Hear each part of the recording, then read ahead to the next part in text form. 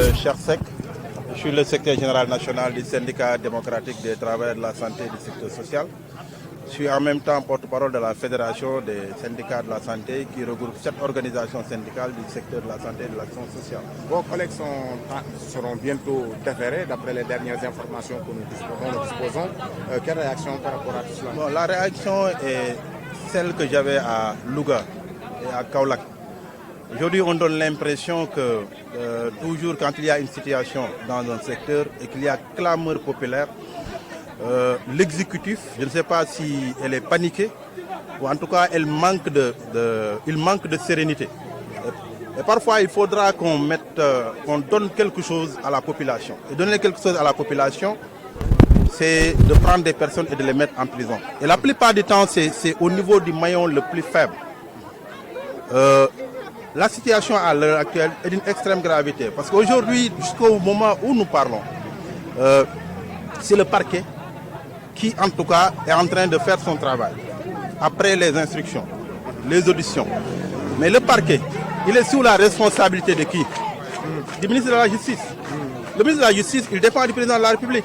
Donc aucun procureur ne peut prendre la décision d'arrêter des gens sans pour autant s'en référer à son ministre de la Justice. En tout cas, il est informé par rapport aux directives.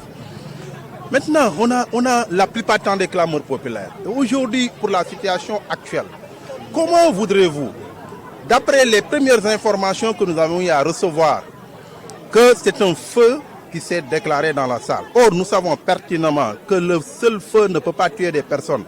Mais dans une salle où les enfants, d'abord, ce sont des prématurés, ça veut dire que l'ensemble des organes et tous ne sont pas matures, y compris même les poumons. Et d'ailleurs, même les mêmes couveuses sont alimentés d'oxygène pour permettre à la personne de pouvoir respirer normalement à cause de la maturité. Et cette même salle, qui normalement devrait être bien oxygénée, brusquement a eu plus de gaz carbonique que d'oxygène. Même vous, en vous mettant dans un environnement où il y a plus de gaz carbonique ou de trucs, vous risquez de mourir. Qu'est-ce qu'on reproche à ces mêmes personnes? Au moment où la chose s'est éclatée, qu'ils allaient rester pour essayer de sauver les enfants, c'est ça qui est logique. Mais pour sauver une personne, il faut avoir les moyens et la capacité de pouvoir le faire.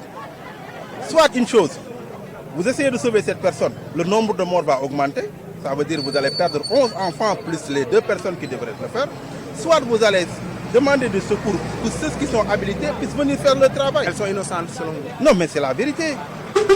Mais une personne ne se lève pas pour aller dans une structure, pour travailler en étant un coupable dans le cadre de faire tuer des enfants. C'est ça la vérité. En même temps, on nous a dit, oui, ils étaient dans une salle. Mais à tous les niveaux, dans les services de grands brûlés, dans les services de réanimation, les gens ont difficilement accès directement s'ils ne font pas de soins aux malades. C'est pour éviter de contaminer la salle parce que c'est des bébés. Vous exigez la libération de ces blouses blanches? Obligatoire, mais ça n'a aucun sens. Ce qu'ils ont fait, ça n'a aucun sens. D'autant plus que c'est quoi? Actuellement, même jusqu'au moment du jugement, elles sont supposées être des innocents. Présumées. C'est ça la vérité. Mais donc, où est la précipitation? On n'a qu'à continuer les enquêtes jusqu'à ce que le jugement puisse être fait et les gens vont se prononcer. C'est la même erreur qu'on a eu à commettre à Louga où on a attrapé des personnes. Après, on s'est dit que réellement, ils n'ont pas été condamnés. Parce qu'ils ne pouvaient pas avoir d'éléments de preuve pour condamner ces mêmes personnes. Aujourd'hui aussi, il est plus facile de dire pourquoi au niveau de l'hôpital. Est-ce que les installations ont été bonnes? L'autre élément, est-ce qu'au niveau de comment on l'appelle encore, les installations avec les couveuses, est-ce que c'était bien fait? Tout cela, ce sont des problèmes à régler.